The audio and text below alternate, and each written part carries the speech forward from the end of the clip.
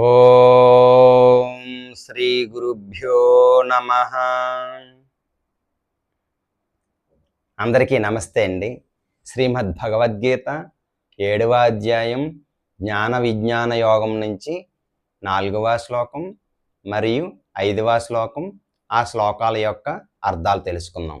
భూమిరాపో నలో వాయుః ఖం మనో బుద్ధిరేవచ అహంకార ఇతీయం మే భిన్నా ప్రకృతిరష్టథా అపరేయమితస్త్వన్యాం ప్రకృతిం విద్ధి మే పరాం జీవభూతాం మహాబాహో యయేదం ధార్యతే జగత్.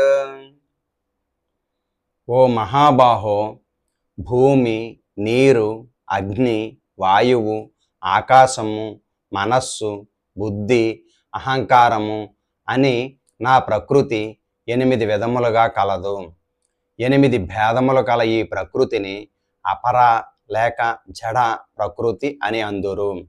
ఇది గాక ఈ సంపూర్ణ జగత్తును ధరించినట్టి మరి ఒక ప్రకృతి కలదు.